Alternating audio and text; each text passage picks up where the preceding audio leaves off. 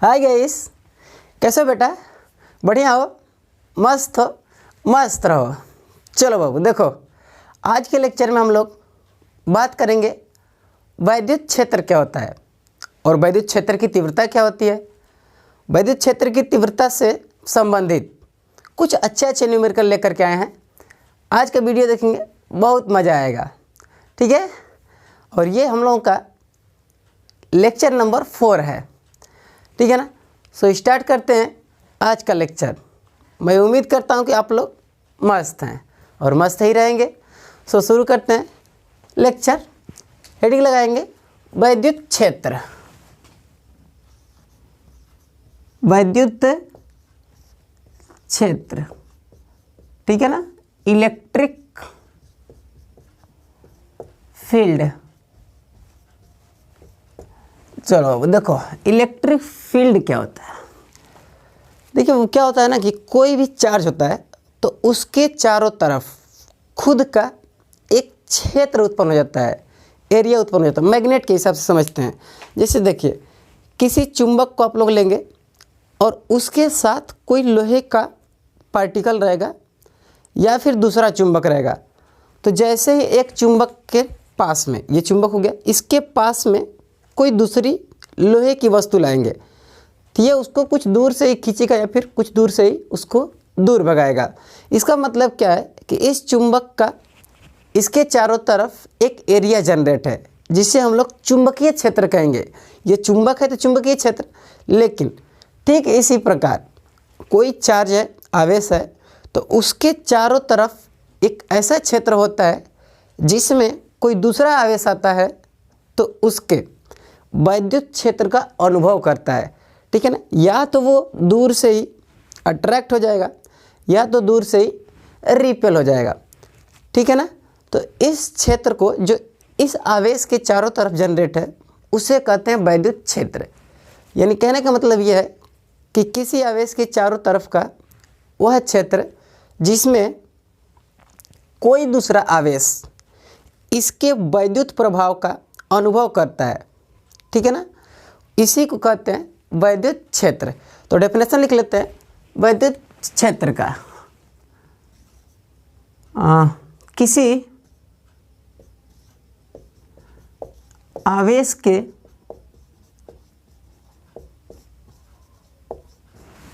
आवेश के चारों तरफ का वह क्षेत्र जिसमें उसके वैद्युत प्रभाव, वैद्युत यानी विद्युत प्रभाव का कोई अन्य आवेश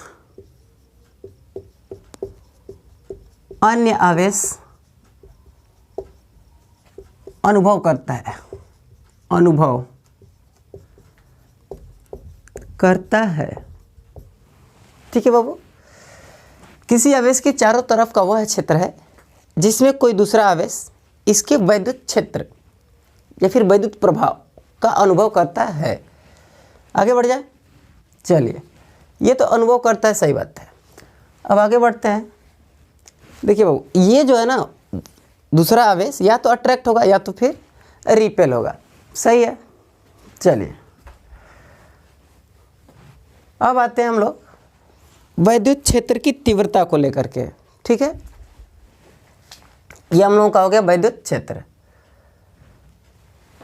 अब अगला बात आता है कि वैद्युत क्षेत्र की तीव्रता क्या होती है। वैद्युत क्षेत्र की तीव्रता, वैद्युत क्षेत्र की तीव्रता, intensity of electric field, electric field, इसकी बात करें। देखो अब, अगर किसी वैद्युत क्षेत्र में कोई परीक्षण आवेश स्थित है तो उस परीक्षण आवेश के एकांक आवेश पर लगने वाला जो बल होता है वही कहलाता है वैद्युत क्षेत्र की तीव्रता। एकांक परीक्षण आवेश पर लगने वाले बल को वैद्युत क्षेत्र की तीव्रता कहते हैं। अब बात आती है कि परीक्षण आवेश क्या होता है सर। तो देखिए, परीक्षण आवेश बहुत छोटा सा आवेश होता है जिसकी खुद की वैद्युत क्षेत्र नहीं होती है। ठीक है, बहुत छोटा होता है, वो जो है ना अपना खुद का वैद्युत क्षेत्र उत्पन्न नहीं करता है। इस प्रकार के आवेश को परीक्षण आवेश कहते हैं। चलिए मान लेते हैं कि वैद्युत क्षेत्र में Q नॉट परीक्षण आवेश है। परीक्षण आवेश, परीक्षण आवेश को Q नॉट से ही लिखा जाता है। तब क्या होगा, तो देखिए E इक्वल टू वैद्युत क्षेत्र की तीव्रता को E से लिखते हैं F अपान Q नॉट। ये फार्मूला हो गया और डेफिनेशन भी हम लोग यहीं से बनाएंगे। इफ़ मतलब यदि Q not equal to 1 coulomb, तब E बराबर क्या हो जाएगा, F। ये हो जाएगा। इसका मतलब क्या है कि अगर जो परीक्षण आवेश है उसका मान 1 कूलम हो, तब जाकर के कहेंगे कि उस पर लगने वाला जो बल है वो वैद्युत क्षेत्र की तीव्रता के बराबर होता है। यानी कहने का मतलब यह है कि किसी वैद्युत क्षेत्र में स्थित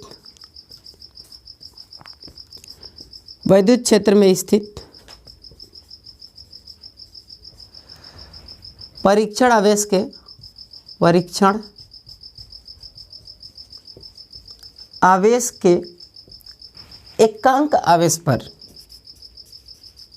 एकांक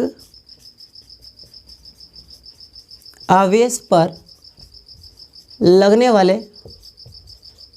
या फिर कार्यरत लगने वाले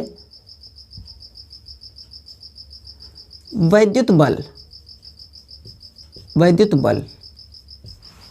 को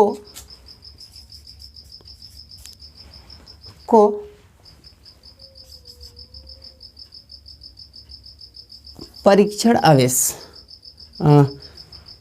को वैद्युत क्षेत्र की तीव्रता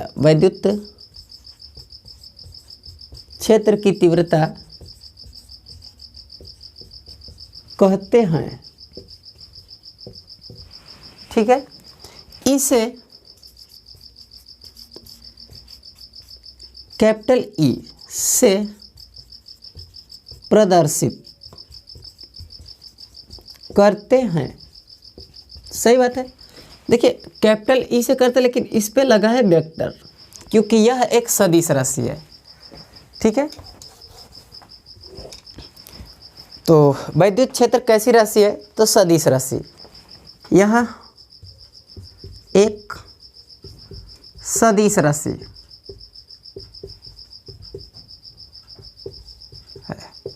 अब जब सदिश राशि है तो इसकी दिशा होनी चाहिए, तो इसकी दिशा धन आवेश पर कार्यरत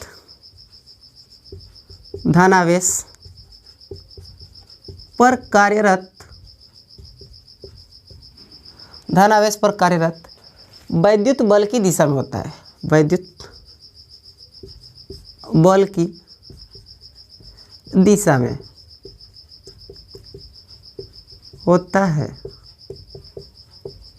ठीक है, तो वैद्युत क्षेत्र की तीव्रता की जो दिशा होती है वो वैद्युत बल की दिशा में होती है, लेकिन वह वैद्युत बल धन आवेश पर कार्यरत हो। ठीक है, चलिए बाबू आप लोग नोट बनाते रहिए अपना खुद का। सही है। वैद्युत क्षेत्र को किससे डिनोट करते हैं, यानी वैद्युत क्षेत्र की तीव्रता को किससे प्रदर्शित करते हैं, तो ई से। ई क्या है, एक सदिश राशि है, तो इस पर वेक्टर लगा सकते हैं, और बल भी एक सदिश राशि है, तो इस पर वेक्टर लगा सकते हैं। आवेश एक अदिश राशि है, इसलिए उस पर वेक्टर का चिन्ह नहीं लगेगा। ठीक है, दिशा की बात हम लोग कर चुके हैं। चलिए यहाँ से यहाँ तक वैद्युत क्षेत्र की तीव्रता है।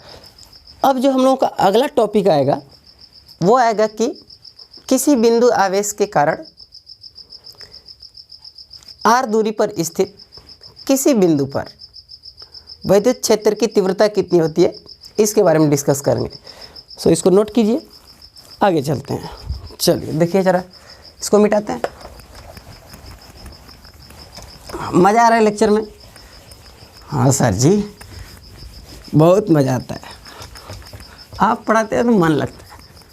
हाँ बाबू, देखो बाबू, आप लोग बस पढ़ाई कीजिए, ठीक है, मन लगा करके। चलिए अब आगे बढ़ते हैं। हाँ, हेडिंग लगाएंगे आप लोग। हेडिंग, किसी बिंदु आवेश के कारण उत्पन्न वैद्युत क्षेत्र की तीव्रता।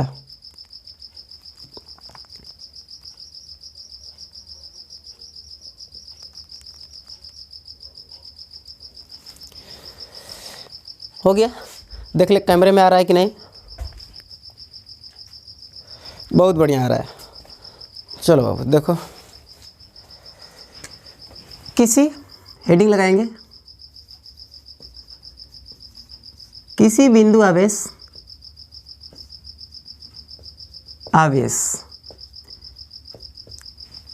के कारण, किसी बिंदु आवेश के कारण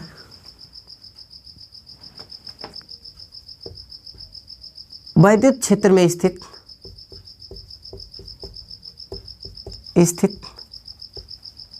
किसी बिंदु पर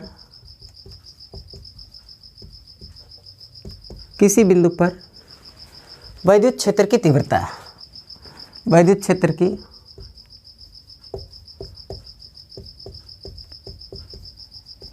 तीव्रता E। ठीक है बाबू। चलिए मान लेते हैं कि कोई बिंदु आवेश है यहाँ पर प्लस क्यू, माइनस क्यू भी ले सकते हैं, प्लस क्यू है, और इस आवेश से स्मॉल r दूरी पर कोई बिंदु P है, और इस बिंदु P पर इस आवेश की वजह से कितना इलेक्ट्रिक फील्ड होगा, इसी को हमें देखना है। ठीक है, तो करना कुछ नहीं, यहाँ पर एक परीक्षण आवेश रखेंगे प्लस क्यू नॉट। सही है। अब क्यू नॉट यानी परीक्षण आवेश है, तो इसका खुद का इलेक्ट्रिक फील्ड नहीं होता है, यानी ये अपना खुद का वैद्युत क्षेत्र उत्पन्न नहीं करता है, और ये वैद्युत क्षेत्र उत्पन्न नहीं कर रहा है, तो इसकी वजह से उत्पन्न वैद्युत क्षेत्र पे कोई प्रभाव नहीं पड़ेगा। ठीक है, अब आगे बढ़ जाते हैं। अब हम लोग जानते हैं, देखिए क्या जानते हैं, तो कूलाम के नियम से, कूलाम के नियमानुसार, कूलाम के नियम से आएंगे तो इन दोनों आवेशों के बीच लगने वाला वैद्युत बल कितना हो जाएगा, तो F equal to 1/4 pi epsilon naught Q1 Q2 upon बीच की दूरी r², समीकरण 1 बना देंगे। परंतु अभी हम लोग देखें वैद्युत क्षेत्र की तीव्रता का सूत्र E बराबर F/Q0, समीकरण 2। समीकरण 1 से F का मान उठा करके समीकरण 2 में रख दीजिए। समीकरण 1 तथा 2 से फाइनली E बराबर कितना मिल जाएगा, तो F का मान उठा के रखेंगे तो 1/4 पाई एप्सिलॉन नॉट। ये दोनों के दोनों आवेश किस में, तो निर्वात में, निर्वात में। चलिए ये हो जाएगा आपका Q0 अपान r², अपान में कौन है, तो Q0 का स्क्वायर, Q0 केवल, Q0 से Q0 कैंसिल, E बराबर हो जाएगा 1/4 पाई एप्सिलॉन नॉट Q/r²। चलो तो ये हम लोग का हो गया फाइनली फार्मूला। किसी बिंदु आवेश की वजह से अगर कोई चार्ज है, सिंगल चार्ज है, उसकी वजह से किसी दूरी पर वैद्युत क्षेत्र की तीव्रता कितनी होती है, तो E equal to 1/4 pi epsilon naught Q/r², यानी इसको हम लोग बोल सकते हैं E प्रोपोर्शनल 1/r²। ठीक है, चलिए बाबू देखिए, इसका सदिश रूप पूछता है। ये कौन सा रूप है, अदिश रूप, अदिश रूप। सदिश रूप की बात करेंगे तो सदिश रूप में क्या होगा, एक कैप लग जाएगा, तो ई बराबर हो जाएगा 1/4 pi epsilon naught Q upon r square, और यहाँ पे आर कैप। आर कैप क्या है, तो एकांक सदिश है। ये बताएगा कि वैद्युत क्षेत्र की दिशा जो है वो किस तरफ होती है। तो हम आप लोगों को बता चुके हैं कि इसकी दिशा वैद्युत बल की दिशा में होती है, और वह बल धन परीक्षण आवेश पर कार्यरत हो। चले आगे, चलिए ये तो सदिश रूप हो गया। चलो बाबू अब आगे बढ़ जाते हैं। वैद्युत क्षेत्र की तीव्रता का मात्रक क्या होता है, तो इसका मात्रक होता है न्यूटन प्रति कूलाम। न्यूटन प्रति कूलाम होता है, या वोल्ट प्रति मीटर, दो न्यूटन प्रति कूलाम या वोल्ट प्रति मीटर, दो मात्रक होता है। ठीक है, चलिए वो बनाइए इसको। अब बात करते हैं कि प्लस क्यू आवेश है, तो इसकी वजह से बिंदु P पर जो वैद्युत क्षेत्र की तीव्रता उत्पन्न हुई है उसकी दिशा किधर है। दिशा तो बताया ही नहीं आप लोगों को, तो चलिए देखिए दिशा। देखो बाबू, अगर दिशा की बात करेंगे तो वैद्युत क्षेत्र की तीव्रता की दिशा धन आवेश से दूर की ओर होती है। ठीक है, अच्छे सुनिएगा। अच्छा यही से ना सुन रहे सर जी? हाँ बाबू अच्छे सुन रहे हैं। प्लस क्यू आवेश से किसी बिंदु पर उत्पन्न वैद्युत क्षेत्र की तीव्रता की दिशा धन आवेश से दूर की ओर, और ऋण आवेश रहेगा तो उसकी ओर होता है। सही है, तो इसकी वजह से यहाँ पर क्षेत्र की दिशा किधर होगी, तो इस तरफ होगी, यानी दूर की ओर होगा। प्लस क्यू आवेश से दूर, तो दूर किधर जाएंगे, इधर की इधर, उधर, तो इस तरफ होगा। ठीक है, तो ये ई की दिशा हो जाएगी। चलिए यहाँ पे नोट करके लिख लीजिए। नोट में लिखेंगे वैद्युत क्षेत्र की तीव्रता की दिशा, वैद्युत क्षेत्र की तीव्रता की दिशा धन आवेश से दूर की ओर, धन आवेश से दूर की ओर, जबकि ऋण आवेश की ओर होता है, जबकि ऋण आवेश की ओर होता है। ठीक है ना, अगर धन आवेश है तो उससे दूर की ओर होगा, अगर ऋण आवेश है तो उसकी तरफ होगा। जैसे मान लीजिए प्लस क्यू है, अब बिंदु यहाँ पर स्थित है। ठीक है ना, तो इस प्लस क्यू आवेश की वजह से यहाँ पर जो वैद्युत क्षेत्र उत्पन्न होगा उसकी दिशा किधर होगी, तो इससे दूर की ओर, तो दूर किधर जाएगा, इधर जाएगा। अगर यही वाला माइनस है और बिंदु यहाँ पर है तो क्षेत्र की दिशा किधर हो जाएगी, तो इसकी तरफ होगा। ऋण आवेश रहेगा तो उसकी तरफ होगा, और धन आवेश रहेगा तो उससे दूर की ओर होगा। ठीक है, चलिए आगे देखिए। इतना तो हो गया हम लोगों का कि धन आवेश रहेगा तो उससे दूर की ओर होगा, और ऋण आवेश होगा तो उसकी तरफ होगा। अब बात कर लेते हैं कि ई वर्सेस आर के बीच में ग्राफ खींचेंगे तब कैसा बनेगा। तो देखिए ग्राफ की बात करेंगे तो इस प्रकार से बनेगा। यहाँ पे लिख देंगे ई और यहाँ पे लिख देंगे आर स्क्वायर। तो इन दोनों के बीच जो ग्राफ बनता है वो इस प्रकार से बनता है। इसका मतलब है कि जैसे जैसे दूरी बढ़ेगी, देखिए यहाँ पे थे तो दूरी कितनी थी, इतनी थी, और यहाँ पे जाएंगे तो ये, लेकिन जैसे यहाँ पे पहुँचे तो क्षेत्र की तीव्रता गिर गई और यहाँ पे ये। यानी कहने का मतलब ये है कि जैसे जैसे दूरी बढ़ेगी वैसे वैसे वैद्युत क्षेत्र की जो तीव्रता है वो घटती जाती है। ठीक है ना। अच्छा, अगर ग्राफ बोल दिया इन दोनों के बीच है ई तथा 1/r², तो देखिए इसके अनुक्रमानुपाती है। ई अनुक्रमानुपाती 1/r² और ई व्युत्क्रमानुपाती है r²। तो व्युत्क्रमानुपाती का ग्राफ ऐसा बनता है, अनुक्रमानुपाती का ग्राफ एकदम सीधा सीधा बनता है, इस प्रकार से। तो अगर ग्राफ ई वर्सेस 1/r² है तो इस प्रकार का बनेगा। अगर ग्राफ ई वर्सेस r² के बीच में तो इस प्रकार से बनता है। ठीक है, चलो आगे बढ़ते हैं। अब आते हैं कुछ अच्छे अच्छे न्यूमेरिकल लेकर, हैं। ठीक है ना, ये सब आ रहा है ना, वीडियो देख लें कैमरे में। हाँ बाबू एकदम सही आ रहा है। चलिए अब सवाल देखना हम लोगों को, ठीक है ना। चलिए ज़रा देखिए तो पहला सवाल, चलिए बाबू आगे देखिए। अब सवाल देखते हैं कुछ वैद्युत क्षेत्र की तीव्रता पर आधारित कुछ मस्त मस्त सवाल लेकर आए आप लोगों के लिए, उनको देखते हैं। 4 न्यूमेरिकल कराएंगे और लेक्चर को करेंगे समाप्त, फिर मिलेंगे अगले लेक्चर में, ठीक है ना। देखिए पहला जो क्वेश्चन है वो बोल रहा है कि एक अल्फा कण 15 × 10⁴ न्यूटन प्रति कूलाम के वैद्युत क्षेत्र में स्थित है, उस पर लगे वैद्युत बल की गणना कीजिए, ठीक है ना। तो देखिए वैद्युत क्षेत्र का मान दे रखा है E बराबर 15 × 10⁴ न्यूटन प्रति कूलाम, इतना दे रखा है। और आवेश Q कौन है, अल्फा। तो अल्फा कण का आवेश 2 प्रोटॉन के आवेश के बराबर होता है, यानी 2 × Q और ये प्रोटॉन। एक प्रोटॉन का आवेश होता है 1.6 × 10⁻⁻19 कूलाम। तो 2 × 1.6 × 10⁻⁻19 कूलाम, ठीक है।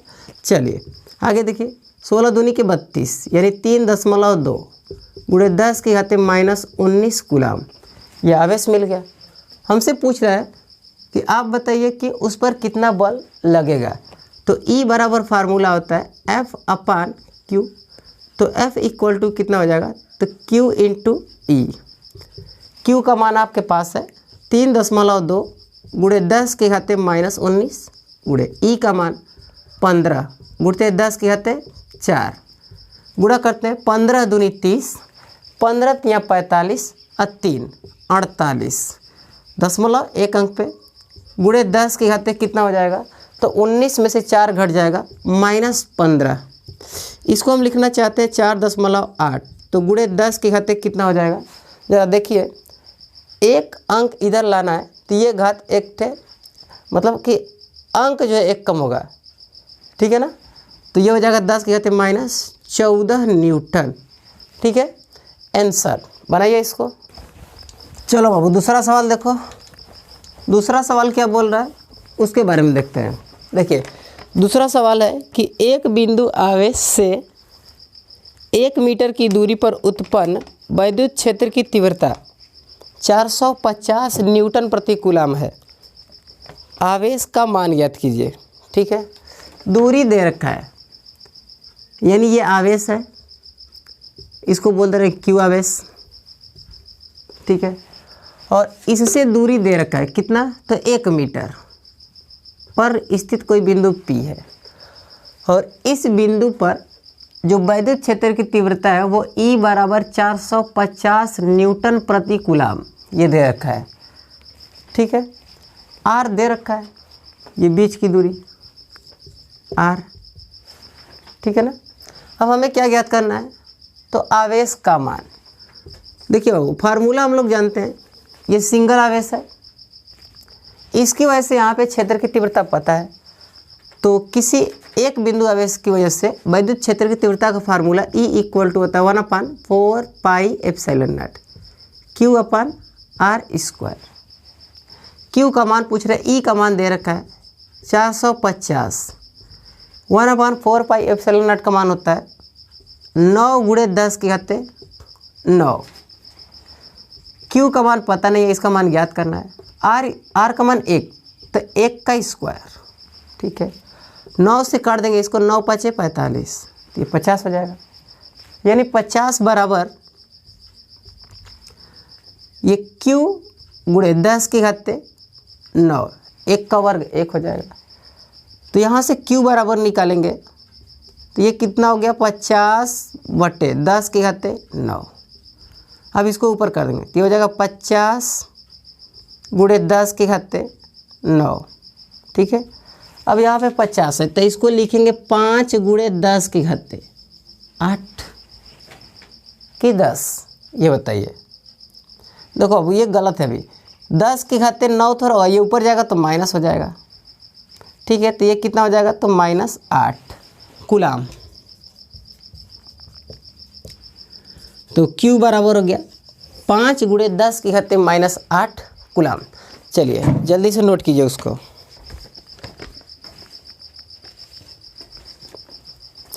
ये हम लोगों का सवाल नंबर कौन सा था? तो दूसरा। ठीक है, अब आते हैं तीसरा सवाल लेकर के। तीसरा सवाल बोल रहा है कि उस वैद्युत क्षेत्र का मान क्या होगा जिसमें एक इलेक्ट्रॉन पर उसके भार के बराबर वैद्युत बल कार्य करता है। ये सवाल एकदम मस्त है, ठीक है ना। चलिए इस सवाल को पहले बना लीजिए, उसके बाद आते हैं जो अगला सवाल है। देखिए तीसरा सवाल बोल रहा है, ये तीसरा सवाल, वैद्युत क्षेत्र में कोई इलेक्ट्रॉन स्थित है तो इलेक्ट्रॉन का आवेश कितना हो जाएगा? Q E. इलेक्ट्रॉन के आवेश को केवल ई से भी लिखा जाता है। ई बराबर 1.6 गुणे 10 की घात -19 कूलाम। सही है। अब बोल रहा है कि ये वैद्युत क्षेत्र में स्थित है तो इस पर लगने वाला जो वैद्युत बल है वो उसके भार के बराबर है, ठीक है ना।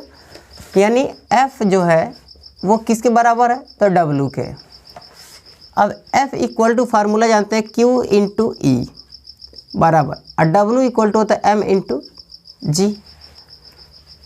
सही है। चलिए QE इलेक्ट्रॉन का आवेश कितना? 1.6 गुणे 10 की घात -19 कूलाम। ई का मान पूछ रहा है। M इलेक्ट्रॉन का द्रव्यमान होता है, ME इक्वल टू 9.1 गुणे 10 की घात -31 kg किलोग्राम। सही है।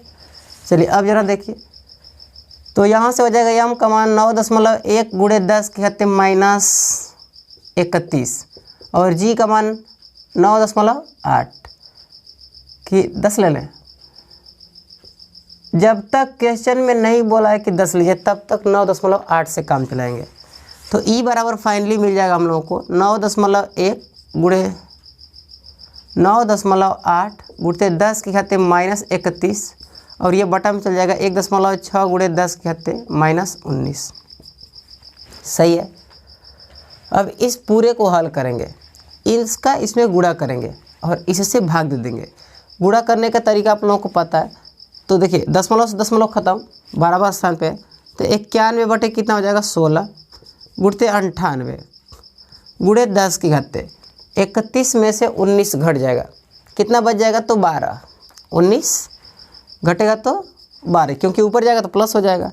अब इस पूरे को हल करेंगे तो फाइनली आंसर कितना आ जाएगा? तो 5.51 गुणे 10 की घात -11। ई का मात्रक क्या होगा? वैद्युत क्षेत्र की तीव्रता का मात्रक, हाँ, न्यूटन प्रति कूलाम। ई बराबर तो 5.51 गुणे 10 की घात -11 न्यूटन प्रति कूलाम। सही है। चलो बाबू बनाइए इसको, अगला सवाल लेकर के आते हैं। मज़ा आ रहा है लेक्चर में? ठीक है। वीडियो क्लियर आ रहा है? दिखाई दे रहा है आप लोगों को सब कुछ? हाँ चलिए चौथा सवाल लेकर आते हैं आज के लेक्चर का चौथा सवाल एकदम धांसू सवाल लेकर आए हैं, ठीक है ना। इसको नोट कर लीजिए आप लोग। चलिए अब देखिए तो चौथा सवाल क्या होता है। चौथा सवाल, धीरे धीरे हम लोग की गाड़ी आगे बढ़ रही है, ठीक है ना। आज हो जाएगा हम लोग का चौथा लेक्चर, कल हो जाएगा 5वां, 6वां, 7वां ख़त्म। उसके बाद हो जाएगा आपका पहला लेसन ख़त्म, ठीक है ना। चलिए देखिए अगला जो सवाल है, चौथा है हम लोगों का आज के लेक्चर का, और बहुत ही मस्त सवाल है। इसमें बोल रहा है कि एक बूंद दो क्षैतिज व आवेशित प्लेटों के बीच उत्पन्न वैद्युत क्षेत्र में संतुलन की अवस्था में लटकी है। बूंद का द्रव्यमान 4.8 गुणे 10 की घात -10 ग्राम है तथा उस पर आवेश 2.4 गुणे 10 की घात -18 कूलाम है, ठीक है। दोनों प्लेटों के बीच वैद्युत क्षेत्र ज्ञात कीजिए। ये आज का सवाल है, मस्त सवाल है। देखिए दो प्लेटें हैं, एक प्लेट दूसरी प्लेट, इसके बीच में कोई आवेश है, ये कोई बूंद है पानी की या फिर तेल की। इस पर जो आवेश है Q बराबर 4.8, देख लेते हैं 2.4 गुणे 10 की घात -18 कूलम, इतना कूलम का आवेश है। ठीक है ना। अब आप बताइए बाबू कि ये बूंद है तो इसका भार किधर काम करेगा, नीचे की तरफ। हमेशा भार किधर काम करता है, तो नीचे की ओर। अब भार बराबर कौन होता है, m/g। अब सोचो कि ये संतुलन की स्थिति में है। ये संतुलन की स्थिति में तब हो सकता है जब ये यहाँ से डिस्टर्ब ना हो। भार तो नीचे काम कर रहा है, अगर वैद्युत बल भी नीचे काम करने लगे तो ये तो नीचे आ जाएगा। तो इसको ढकेलने वाला चाहिए ऊपर, ऊपर की ओर, यानी वैद्युत बल किधर लगना चाहिए, ऊपर की ओर। आवेश कैसा है, धन आवेश। ठीक है ना, माइनस तो दिया नहीं है। अब ये धन आवेश है तो इसको ऊपर की ओर कौन रिपेल कर सकता है, कोई यहाँ पे धन आवेशित प्लेट होगी। अब ये धन आवेशित प्लेट है और ऊपर ऋण आवेशित प्लेट बना लेंगे, तो जो वैद्युत क्षेत्र होगा उसकी दिशा प्लस से माइनस की ओर होती है, प्लस से माइनस की ओर। ये हो जाएगा वैद्युत क्षेत्र ई की दिशा। ठीक है। अब जो वैद्युत बल लगेगा इस पर ई, वो किसके बराबर होगा, वैद्युत बल जो लगेगा F, वो हो जाएगा Q इंटू ई के बराबर। अब संतुलन की स्थिति में, संतुलन की स्थिति में इस पर लगने वाला वैद्युत बल F बराबर हो जाएगा उसके भार के बराबर W, और F इक्वल टू होता है Q इंटू ई। W बराबर M इंटू जी। Q का मान दे रखा है 2.4 गुणे 10 की घात -18 गुणते ई का मान ज्ञात करना है बराबर। वस्तु का जो द्रव्यमान है वो दे रखा है, M बराबर दिया है 4.8 गुणे 10 की घात -10 ग्राम, -10 ग्राम। देखिए ये ग्राम में दिया है, इसको चेंज कर लेंगे केजी में, तो 4.8 गुणे 10 की घात -10 गुणे 10 की घात -1 किलोग्राम बराबर कितना ग्राम, तो 1000 ग्राम, तो 10 घाते -3, और ये हो जाएगा 4.8 गुणे 10 की घाते -13 केजी। अब ये केजी में आ गया, चलिए रख दीजिए यहाँ पे। तो ये हो जाएगा 4.8 गुणे 10 की घाते -13 गुणते जी का मान 9.8। क्वेश्चन में तो बोला नहीं है 10 लेने के लिए, तो 9.8, 24 दूनी 48। ठीक है।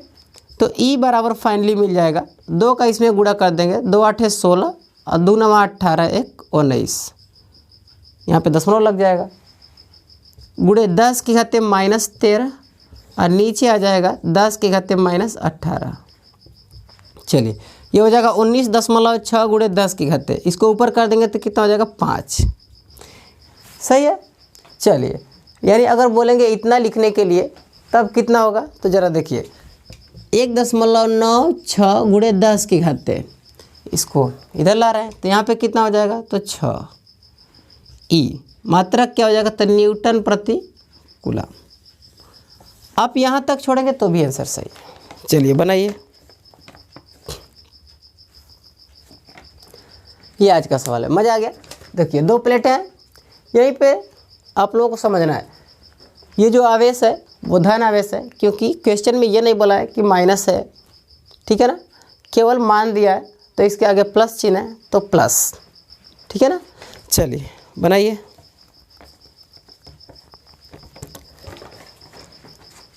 हो गया।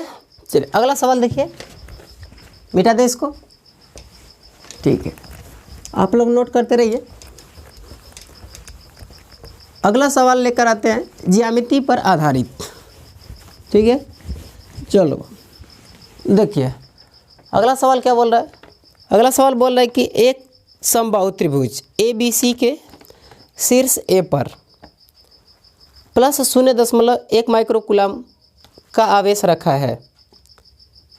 B तथा C के मध्य बिंदु पर वैद्युत क्षेत्र की तीव्रता क्या होगी यदि त्रिभुज की भुजा 10 सेंटीमीटर है। ठीक है ना। चलिए, एक समबाहु त्रिभुज है, समबाहु त्रिभुज की प्रत्येक भुजा समान, प्रत्येक भुजा की लंबाई दिया है 10 सेंटीमीटर, ये भी 10 सेंटीमीटर और ये भी 10 centimetre. A B C, B C का मध्य बिंदु मान लेते हैं एम है। ठीक है, चलो बाबू आगे देखो, बिंदु ए पर 0.1 माइक्रोकूलाम का आवेश है, यानी ये क्यू बराबर इतना दिया है, तो इसको हम लोग चेंज कर सकते हैं 0.1 × 10 के घाते -6। ठीक है ना।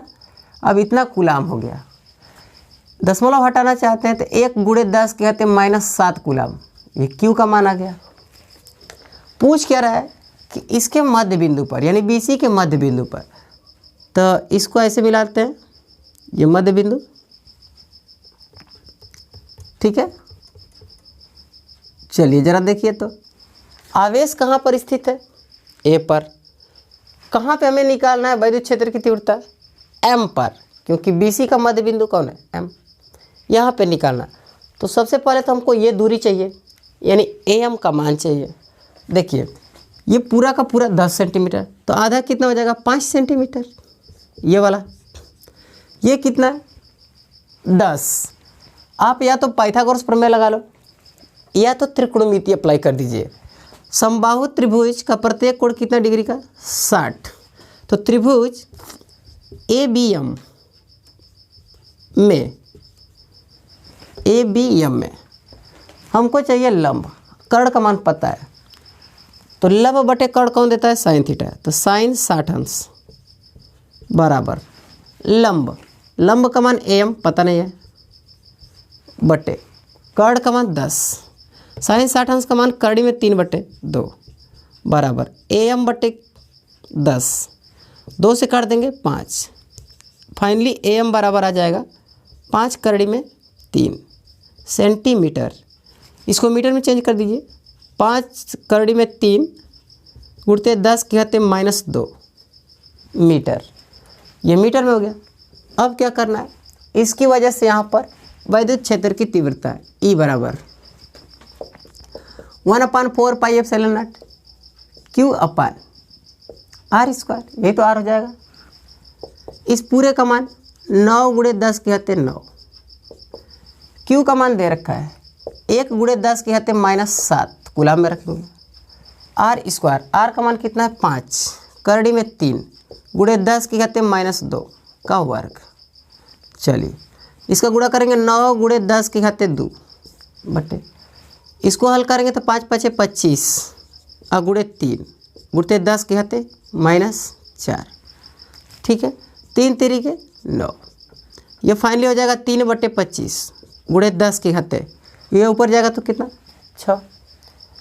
चलिए इसी को हल करना है, यहाँ पे कर लेते हैं 30/25 गुणे 10 के घाते 5, 5 × 6 = 30, 5 × 5 = 25, यानी 6/5 गुणे 10 के घाते 5, भाग दे देंगे, 5 × 5 कितना बच गया 1, 5 दूनी 10 गुणते 10 के घाते 5। सही है, ये किसका मान आ गया, तो वैद्युत क्षेत्र की तीव्रता E का मान आ गया। अब मात्रक क्या होता है, तो न्यूटन प्रति कूलाम। सही है, बनाइए। चलिए वो इसको नोट कीजिए, फिर आते हैं अगला सवाल लेकर।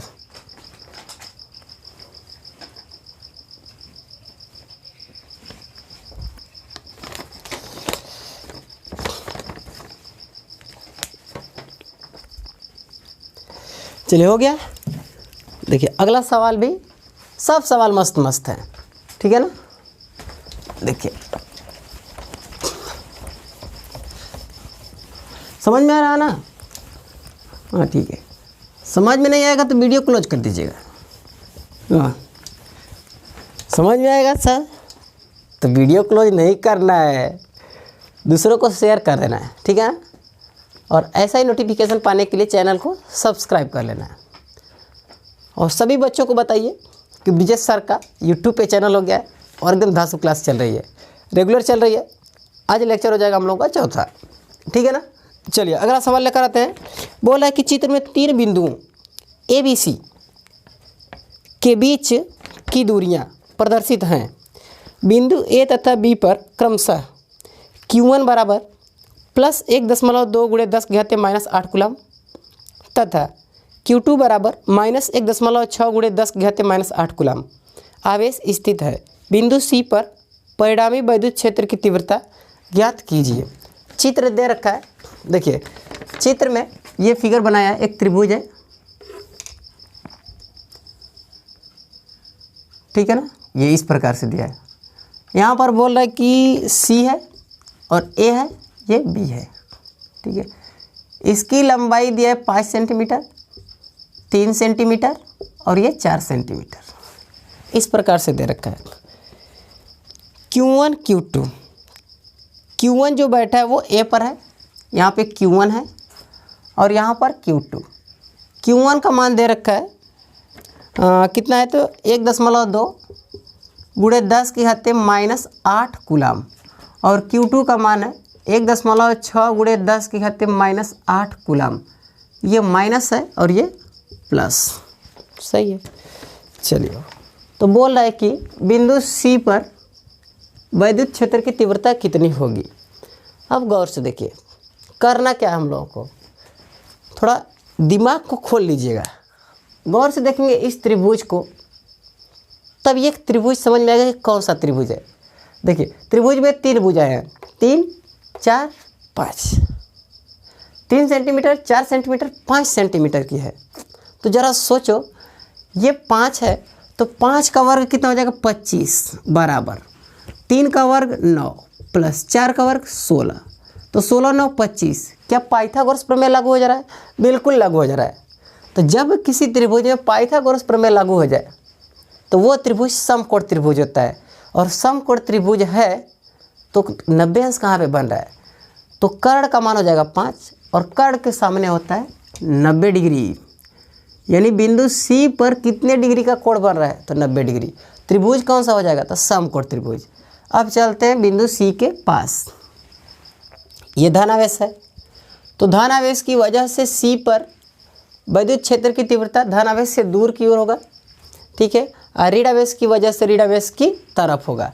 तो धनावेश की वजह से किधर हो जाएगा इस तरफ, तो इसको बोल रहे हैं EA क्योंकि A वाले की वजह से है, ठीक है। ये ऋणावेश है तो ऋणावेश की ओर होता है, तो ऋणावेश किधर है इस तरफ, तो इसकी ओर हो जाएगा। और इसको बोल रहे हैं EB, तो देखिए ये 90 अंश होता है, ये कितना हो जाएगा 90 डिग्री। यानी EA और EB के बीच का कोण 90 डिग्री का हो गया। अब कुछ नहीं करना है, आपको निकालना है EA का मान कितना 1/4 पाई एप्सिलॉन नॉट, फार्मूला हम लोग जानते हैं, Q1 अपान इसके बीच की दूरी कितना है AC का स्क्वायर, ये हो जाएगा। इस पूरे का मान हमको पता है 9 × 10⁻9। Q1 का मान दे रखा है 1.2 × 10⁻⁻8 बटे R स्क्वायर। तो R का मान कितना यहाँ पर AC है और AC का मान दे रखा है 3 सेंटीमीटर, तो 3 × 10⁻2 का वर्ग हो जाएगा। चलिए ये 9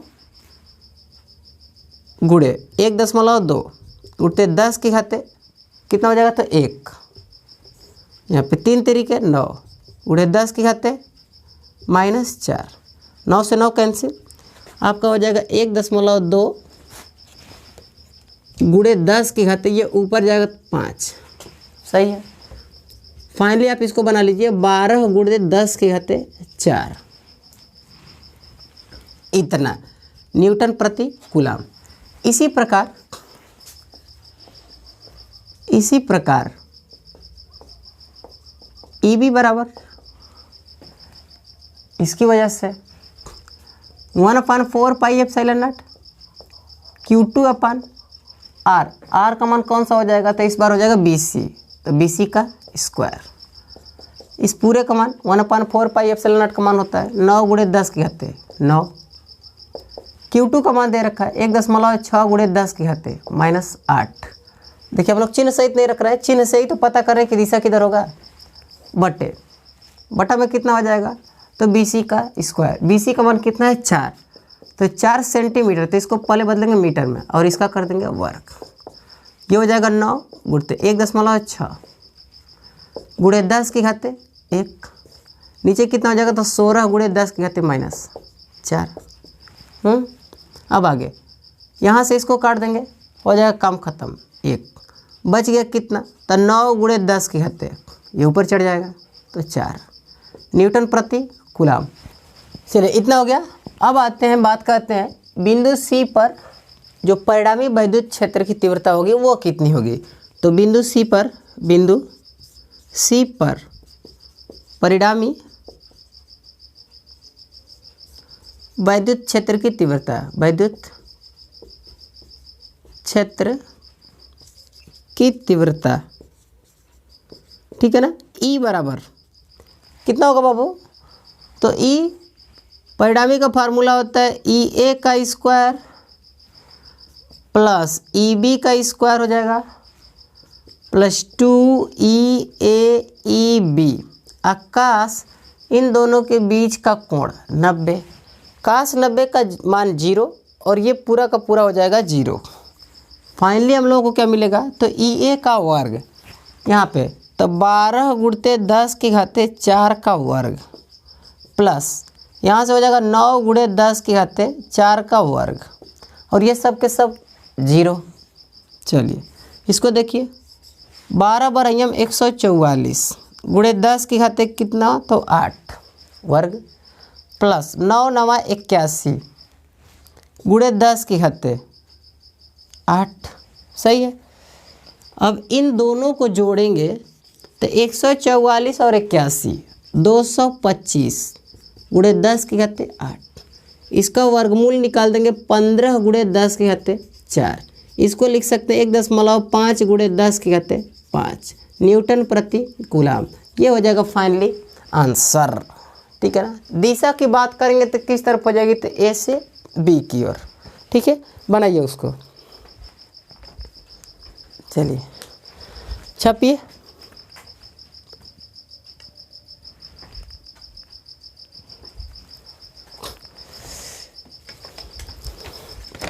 बन गया। 2 सवाल और करा देते हैं और दोनों के दोनों सवाल मस्त मस्त सवाल है, ठीक है। चलिए अगला सवाल देखिए, इसको मिटाते हैं पहले, उसके बाद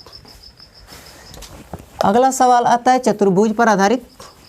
फिर उसके बाद एक सवाल और करा देंगे, फिर हो जाएगा लेक्चर समाप्त, ठीक है ना। वीडियो का लेंथ मत देखिए आप लोग पढ़ाई कीजिए, ठीक है। पढ़ाई करने वाला समय थोड़ा देखिएगा कि कितना लंबा वीडियो है, उससे मतलब रहेगा कि वीडियो कैसा है, उसमें क्या क्या बताया गया है। चलो अगला सवाल बोला कि संलग्न चित्र में, मतलब चित्र दिया गया है, स्मॉल a सेंटीमीटर भुजा वाले वर्ग के चारों कोनों पर 4 आवेश रखे गए हैं। वर्ग के केंद्र O पर वैद्युत क्षेत्र का परिमाण व दिशा ज्ञात कीजिए, ठीक है ना। चित्र दे रखा है, ये एक वर्ग है। चलिए वर्ग जैसा बन जाए, टक टक टक टक टक टक टक टक टक, ये ठीक है। ABCD ABCD 4 बिंदु। आगे A पर जो आवेश दिया है -2 कूलाम 2Q और यहाँ पे दिया है +2Q, इतने कितने कूलाम के हैं। अच्छा यहाँ पर दिया है माइनस की प्लस तो +Q और D वाले पे -Q। तो पूछ रहा है कि इसके केंद्र O पर, केंद्र दिखाई नहीं दे रहा, भुजा की लंबाई A ये दे रखा है। चलिए ज़रा देखिए तो सही है ना सब कुछ, हाँ एकदम ठीक है। चलो वो ए ये सब करने के बाद हमें क्या करना है, इसका केंद्र दिखाना है। तो इसको पहले यहाँ से मिला देंगे, टक टक टक टक टक टक टक टक टक, सही है। और इसको भी ऐसे कर देंगे, ट्र, ये इधर जा कर के चिपक जा रहा है ऐसे, ठीक है ना। इसका सेंटर ये हो गया, इसको हम ऐसे कर दें डॉटेड लाइन, और यहाँ से ऐसे। तो केंद्र कहाँ पर हो गया, तो यहाँ पे ये ओ है। चले आगे देखिए, हमें यहाँ पे निकालना है वैद्युत क्षेत्र की तीव्रता। माइनस क्यू की वजह से यहाँ पे वैद्युत क्षेत्र की तीव्रता किस तरफ, तो इस तरफ, क्योंकि माइनस की तरफ होता है, माइनस की ओर होता है, माइनस की ओर, अपनी ओर। प्लस 2q की वजह से कितना होगा, तो इससे दूर, यानी इस तरफ। ये d वाले की वजह से है तो ED बोल देते हैं, ये a वाले की वजह से है तो EA बोल देते हैं। अब जरा देखो, एक इस तरफ जा रहा है, एक इस तरफ जा रहा है, तो बीच का जो परिणामी होगा इस तरफ जाएगा, यानी इसको बोल रहे हैं EAD, सही है। इसी प्रकार इस प्लस q आवेश की वजह से किधर होगा क्षेत्र की तीव्रता, तो इस तरफ। और ये b वाले की वजह से, तो इसको बोल रहे हैं EB। माइनस q की वजह से किधर होगा, तो इस तरफ। और इसको बोल रहे हैं EC, क्योंकि C पर है। अब एक इस तरफ, एक इस तरफ, तो इन दोनों का परिणामी नीचे की ओर, इसे बोल रहे हैं EBC, सही है। अब देखिए, आप लोगों को बताया है कि जब भी कोई दो सदिश राशियाँ एक दूसरे के विपरीत कार्यरत हो, तब उनका जो रिजल्टेंट होता है बड़े वाले में से छोटे वाले को घटा देंगे, आंसर हो जाएगा। चलें, फिगर समझ में आ गया, तो चलते हैं, अब स्टार्ट करते हैं। अब बात करेंगे तो देखिए, पहले EA निकालेंगे, फिर ED, फिर इन दोनों का परिणामी, फिर EB निकालेंगे, EC निकालेंगे, फिर इन दोनों का परिणामी, फिर EAD EBC का परिणामी, वो हो जाएगा आंसर। चलिए शुरू करते हैं। तो पहले आते हैं EA के पास। EA बराबर, लेकिन EA बराबर निकालेंगे तो यहाँ से ये वाली दूरी चाहिए कि नहीं चाहिए, बिल्कुल चाहिए। तो देखिए, वर्ग के विकर्ण एक दूसरे को समद्विभाजित करते हैं, मतलब कि AO BO CO DO चारों के चारों बराबर होंगे। तो पहले तो इसका मान चाहिए हमको। चलिए जरा देखिए, त्रिभुज ADC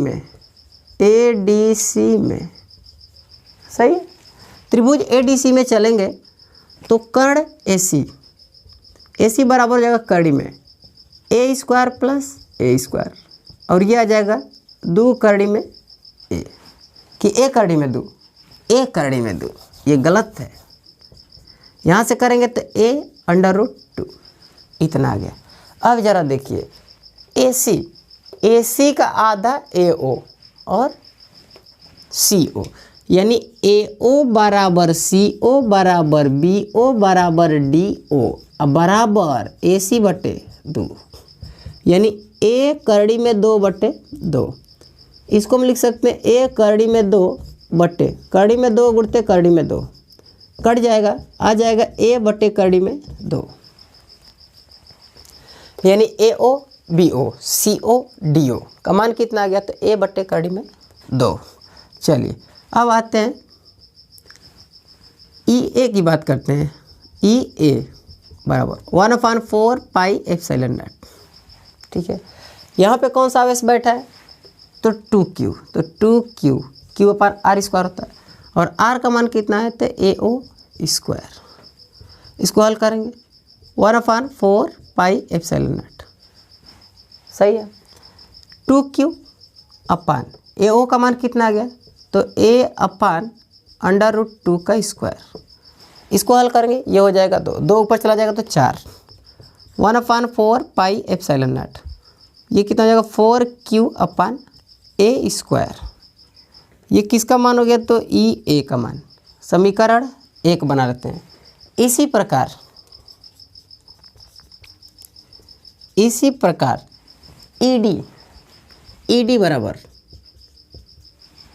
ED बराबर निकालेंगे तो 1/4 पाई एप्सिलॉन नॉट, सही है।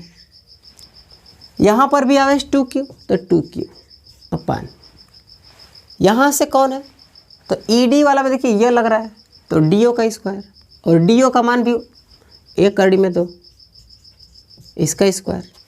जब इसको हल करेंगे तो क्या मिल जाएगा, वही मिलेगा। ED बराबर हल करेंगे तो ये 2 बन करके चल जाएगा ऊपर, यानी 1/4 pi epsilon not 4q upon a square, समीकरण 2। अब आते हैं इन दोनों का परिणाम लेकर के, चलिए तो EAD बराबर करनी में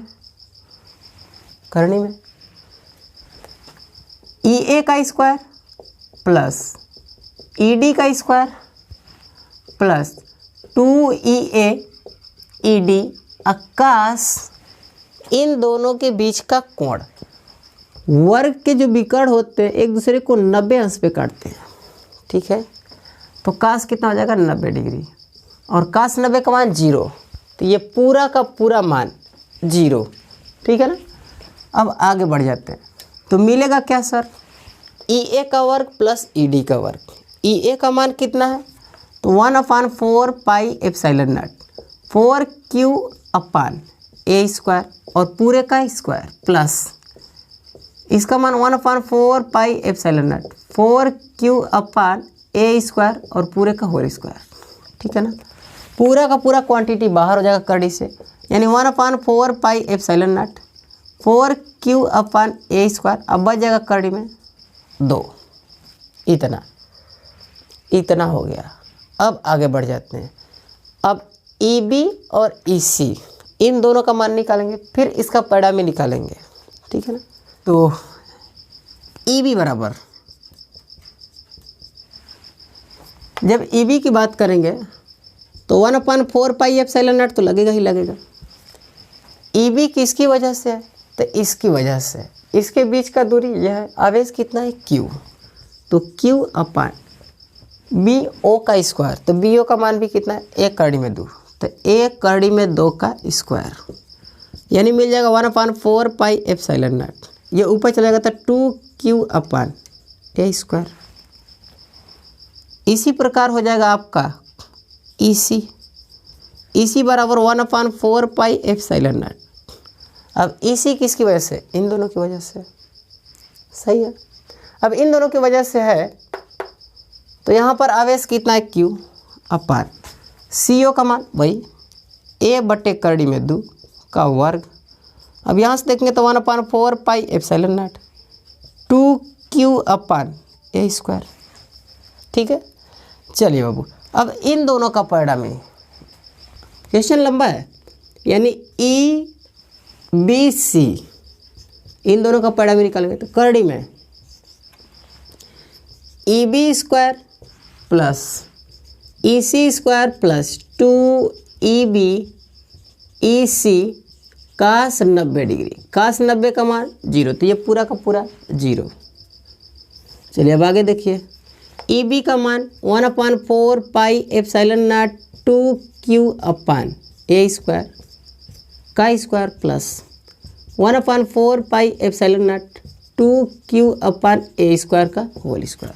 ये दोनों सेम है, बाहर निकल जाएंगे, अंदर क्या बचेगा तो EBC बराबर बचेगा 1/4 pi epsilon naught 2q upon a square करड़ी में 2, इतना सही है। अब आते हैं बिंदु O पर परिणामी लेकर के, तो बिंदु O यानी केंद्र O पर परिणामी वैद्युत क्षेत्र, ये बात करनी है। तो E बराबर देख कर बताइए कौन ज़्यादा है, EBC की EAD, ये EAD का मान है। तो देखिए 1/4 पाई एप्सिलॉन नॉट यहाँ पे भी और यहाँ पर भी, ए स्क्वायर Q यहाँ पे 2 है, यहाँ पे 4, तो ये वाला ज़्यादा है। तो EAD माइनस EBC ये डायरेक्टली काहे को घट जा रहा है, तो क्योंकि दिशाएं क्या है विपरीत, बीच का कोण 180, तो परिणामी का यही सूत्र हो जाता है। ये सब पुरानी बात है, 11th की बात है, ठीक है ना। चलिए EAD का मान इतना बड़ा होगा, कहीं पे बैठा हुआ है EAD यहाँ पे 1/4 पाई एप्सिलॉन नॉट 4Q/A² करड़ी में तो माइनस EBC का मान 1/4 पाई एप्सिलॉन नॉट 2Q/A² करड़ी में 2। दोनों में से देखेंगे तो कुछ कॉमन हो रहा है, 1/4 पाई एप्सिलॉन नॉट 2Q/A² करड़ी में 2, तो बचेगा कितना, यहाँ से कॉमन तो ये हो जाएगा 2Q माइनस Q, ठीक है बाबू। अब घटा दीजिए, सही है ना, Q जब कॉमन हो गया तो केवल 2 बचेगा, 2 माइनस 1 तो ये 1/4 पाई एप्सिलॉन नॉट 2 करड़ी में 2 Q/A², बाकी 1 हो गया, तो E बराबर इतना हो जाएगा। अब देखिए EAD और EBC में ज़्यादा बलवान था EAD, तो इसका प्रभाव चलेगा, यानी O पर परिणामी वैद्युत क्षेत्र की तीव्रता की दिशा किधर हो जाएगी, तो इधर से इधर, यानी बोल सकते हैं D से A के समांतर या फिर C से B के समांतर। देखिए ये इधर ये इधर, तो इसकी दिशा लिख लेंगे D से A के समांतर, तो इतना बनाइए। सवाल एकदम मस्त था। अब आते हैं इस लेक्चर का लास्ट सवाल लेकर, इसके बाद वीडियो को करेंगे क्लोज, ठीक है ना, और मिलेंगे फिर अगले वीडियो में। तब तक ले आप लोग इसको बनाइए। हो गया, चलिए लास्ट सवाल देखिए। अंतिम सवाल बोल रहा है कि 2 बिंदु आवेश क्रमशः +5 × 10⁻⁻15 कूलाम तथा +10 × 10⁻⁻19 कूलाम 1 मीटर की दूरी पर स्थित हैं। दोनों आवेशों को जोड़ने वाली रेखा के किस बिंदु पर वैद्युत क्षेत्र की तीव्रता 0 होगी, ठीक है ना। चलिए ये 0 परिणाम वाला है।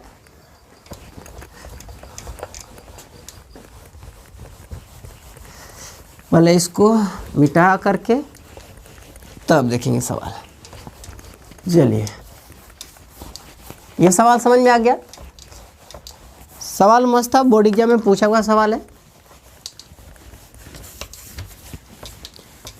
इसको अच्छे से प्रैक्टिस कीजिए, समझ गए हैं। चलिए अगला सवाल है, बोला कि 2 बिंदु आवेश हैं क्रमशः, ये 2 बिंदु आवेश, एक दिया है +5 × 10⁻⁻15 कूलाम और दूसरा दे रखा है +10 × 10⁻⁻19 कूलाम, ठीक है। इनके बीच की दूरी 1 मीटर, ये दूरी दे रखा है। इसको बोल दे रहे हैं Q1 और इसको बोल दे रहे हैं Q2। आगे बोल रहा है स्थित है, इनको जोड़ने वाली रेखा के किस बिंदु पर वैद्युत क्षेत्र की तीव्रता 0 होगी, ये हमें बात करना है। चलिए वो अच्छे से देखिएगा। दोनों आवेशों का नेचर क्या है, सेम है। हाँ, तो बल का जब पढ़ा रहे थे तो वहाँ पे बताए थे कि अगर दोनों आवेशों का मान प्रकृति, मान को छोड़िए, प्रकृति अगर समान है तो जो बिंदु स्थित होगा वो इन दोनों के बीच में होगा। अगर इन दोनों आवेशों की जो प्रकृति है वो विपरीत है, तब जो बिंदु होगा वो इन दोनों को मिलाने वाली रेखा के बाहर, यानी इस साइड में या फिर इस साइड में होगा। तो आपको ये भी बताए थे कि जो छोटा आवेश रहेगा उसके समीप मान लेंगे तो आंसर सही आएगा, वरना चित्र दिखाने में थोड़ी सी समस्या दिखेगी, इधर उधर दिखेगा। सही है। तो चलिए बाबू देखिए, अगर हम लोग यहाँ पे कोई बिंदु ले लेते हैं तो ये भी धनावेश है, धनावेश से किधर दूर की ओर, और ये भी धनावेश है तो ये भी इधर ढकेल देगा, तो परिणामी 0 नहीं हो सकता, तो ये वाला बिंदु नहीं ले सकते। अगर बिंदु यहाँ पर स्थित है तो ये धन आवेश है, धन आवेश की वजह से किस तरफ हो जाएगा, तो इस तरफ। ये भी धन आवेश है और इसकी वजह से भी इसी तरफ हो जाएगा, तो यहाँ पे भी शून्य नहीं हो सकता है। अब बीच में कोई बिंदु लेते हैं, यहाँ पे, चाहे यहाँ पे, किधर भी बीच में। अच्छा, इस प्लस की वजह से यहाँ पर क्षेत्र की तीव्रता इस तरफ हो जाएगी, यानी E1 बोल रहे हैं, और इसकी वजह से किधर हो जाएगा, तो इस तरफ हो जाएगा, क्योंकि धन आवेश है, इससे दूर भगाएगा इस तरफ, तो इसे बोल रहे हैं E2। एक इस तरफ है, दूसरा इस तरफ, तो परिणामी 0 होने का चांस है, ठीक है ना। चलो, करना कुछ नहीं है। संतुलन की स्थिति में, संतुलन की स्थिति में, ठीक है ना। अब जरा सोचिए, मान लेते हैं कि ये जो Q1 है, यहाँ से यक्स दूरी पर जो है परिणामी वैद्युत क्षेत्र की तीव्रता शून्य हो जा रही है। ये यक्स हो गया, तो बाकी कितना बचा, तो 1 माइनस यक्स, ये बच जाएगा, ठीक है। और यहाँ पे कौन है, तो Q2 का मान दे रखा है। संतुलन की स्थिति में हो जाएगा E1 equal to E2। E1 का मान 1/4 पाई एप्सिलॉन नॉट Q1 अपन एक्स स्क्वायर बराबर 1/4 pi epsilon not Q2 upon 1 minus x का होल स्क्वायर। ये कट जाएगा। Q1 का मान दे रखा है 5 × 10 की घाते -15 बटे एक्स स्क्वायर बराबर, यहाँ पर कितना है, तो 10 × 10 की घाते -19 बटे 1 माइनस एक्स का होल स्क्वायर। सही है। ऊपर वाला कटेगा, इसको ऐसे काट दीजिए, 5 दूनी 10, 15 थे, इसमें से काट देंगे तो 10 घाते कितना बचेगा, -4। अब सही है, ये हो जाएगा 1/x स्क्वायर बराबर, यहाँ पे बच गया 2 × 10 की घाते -4 बटे 1 माइनस एक्स का होल वर्ग, ठीक है। इसको हम लोग कितना लिख सकते हैं, 1/x का होल स्क्वायर बराबर कड़ी में 2 × 10 की घाते -2 बटे 1 माइनस एक्स का होल वर्ग। इस प्रकार से कर सकते हैं, वर्ग से वर्ग कट जाएगा, कितना आ जाएगा, तो 1/x इक्वल टू कड़ी में 2 × 10 की घाते -2 बटे 1 माइनस एक्स। सही है। चलिए जरा 1/x बराबर कड़ी में 2 का मान 1.4 1 4 × 10 की घाते -2 बटे 1 माइनस एक्स। ये 1/x इक्वल टू गुणा कर देंगे, इससे इसमें भाग देंगे तो ये दशमलव थोड़ा सा और इधर आ जाएगा, यानी 0.01414।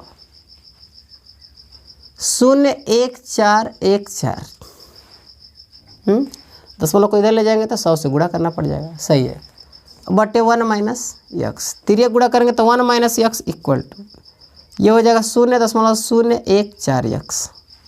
बस इसको इस पर ढका देंगे तो ये हो जाएगा 0.014x प्लस x बराबर 1। अब जोड़ दीजिए इसको तो हो जाएगा 1.014x बराबर 1, तो x बराबर हो जाएगा 1/1.014 इतना। अब भाग दे देंगे, हो जाएगा आंसर। चलिए बाबू इसको बनाइए, हो गया, नोट हो गया। चलिए तो आज का वीडियो करते हैं यहीं पे समाप्त। मिलेंगे अगले लेक्चर में कुछ अलग टॉपिक के साथ। तब तक के लिए गुड बाय, थैंक यू, जय हिंद।